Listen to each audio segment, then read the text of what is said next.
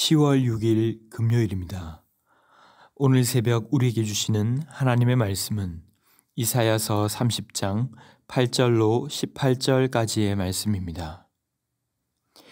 이제 가서 백성 앞에서 서판에 기록하며 책에 써서 후세에 영원히 있게 하라. 대저 이는 패역한 백성이요 거짓말하는 자식들이요 여호와의 법을 듣기 싫어하는 자식들이라. 그들이 선견자들에게 이르기를 선견하지 말라. 선지자들에게 이르기를 우리에게 바른 것을 보이지 말라. 우리에게 부드러운 말을 하라. 거짓된 것을 보이라. 너희는 바른 길을 버리며 첩경에서 돌이키라. 이스라엘의 거룩하신 이를 우리 앞에서 떠나시게 하라 하는도다. 이러므로 이스라엘의 거룩하신 이가 이같이 말씀하시되 너희가 이 말을 업신여기고 압박과 허망을 믿어 그것을 의지하니 이 죄악이 너희에게 마치 무너지려고 터진 담이 불쑥 나와 순식간에 무너짐 같게 되리라 하셨은즉 그가 이 나라를 무너뜨리시되 토기장이가 그릇을 깨뜨림같이 아낌이 없이 부수시리니 그 조각 중에서 아궁이에서 불을 붙이거나 물 웅덩이에서 물을 뜰 것도 얻지 못하리라. 주 여호와 이스라엘의 거룩하신 이가 이같이 말씀하시되 너희가 돌이켜 조용히 있어야 구원을 얻을 것이요 잠잠하고 신뢰하여야 힘을 얻을 것이거늘 너희가 원하지 아니하고 이르기를 아니라 우리가 말 타고 도망하리라 하였으므로 너희가 도망할 것이요 또 이르기를 우리가 빠른 짐승을 타리라 하였으므로 너희를 쫓는 자들이 빠르리니 한 사람이 꾸짖은즉 천 사람이 도망하겠고 다섯이 꾸짖은즉 너희가 다 도망하고 너희 남은 자는 겨우 산 꼭대기에 깃대 같겠고 산마루 위에 깃이 같으리라 하셨느니라. 그러나 여호와께서 기다리시나니 이는 너희에게 은혜를 베풀려 하시며 일어나시리니 이는 너희를 긍휼히 여기려 하심이라. 대저 여호와는 정의의 하나님이심이라.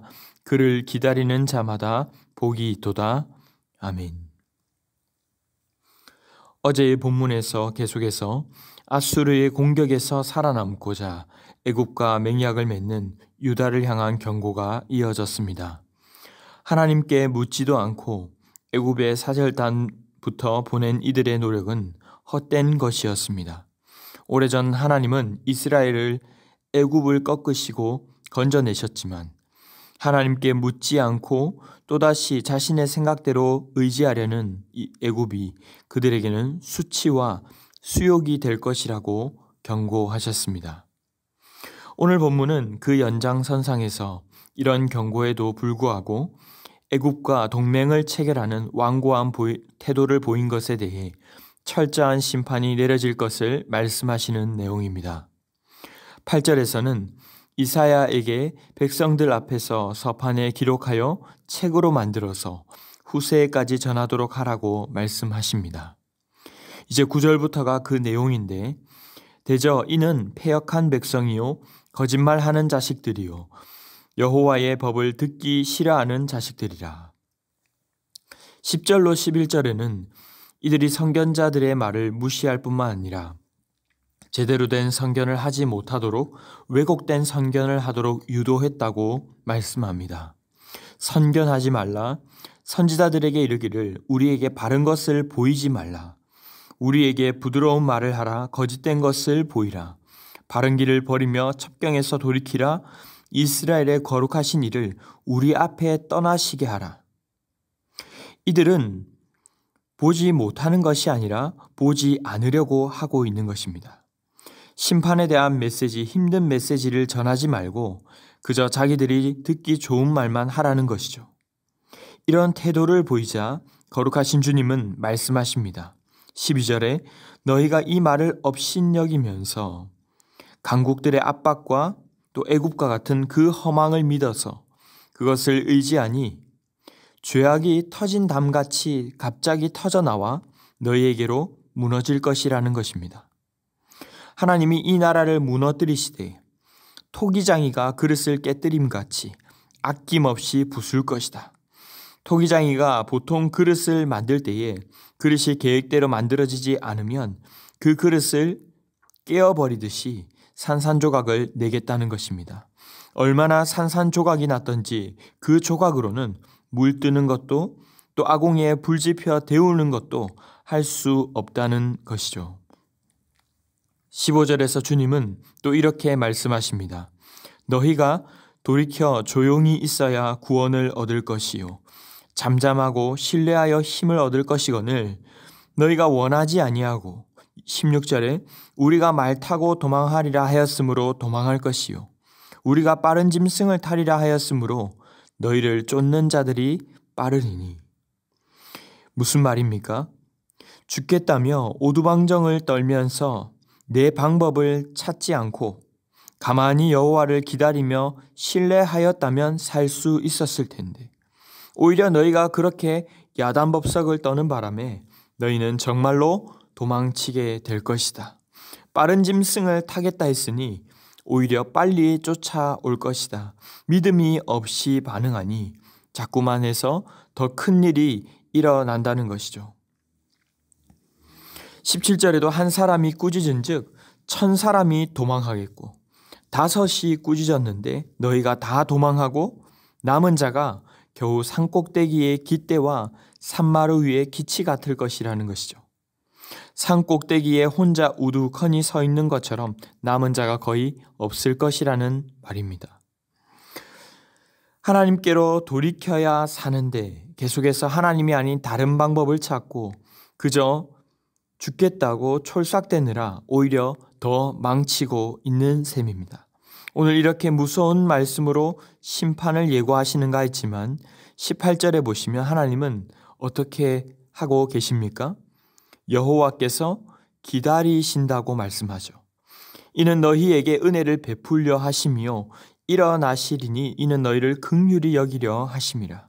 하나님의 본심이 여기에 나타나고 있는 것입니다. 가만히 좀 나를 믿고 기다리며 나를 바라면 될 텐데 그 주님을 믿고 기다리지 못하느냐 하는 것이죠. 그래서 정의의 하나님이라고 표현했지만 마지막에는 이렇게 말씀합니다. 그를 기다리는 자마다 복이 있도다. 사랑하는 성도 여러분, 오늘 말씀은 우리에게 무엇을 말씀하십니까?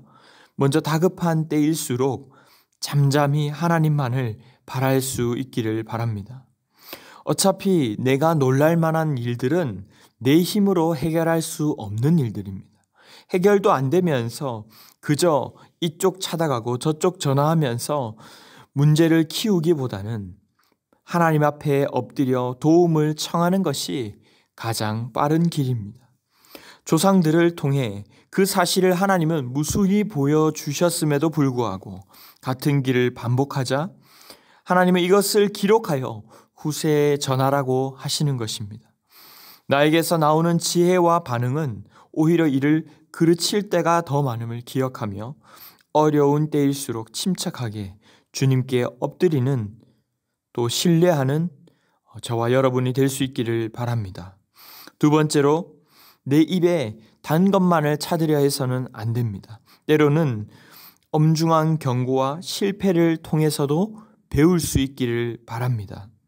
이들의 가장 큰 어려움은 불편한 소리라며 하나님 음성 듣기를 거부했던 것입니다.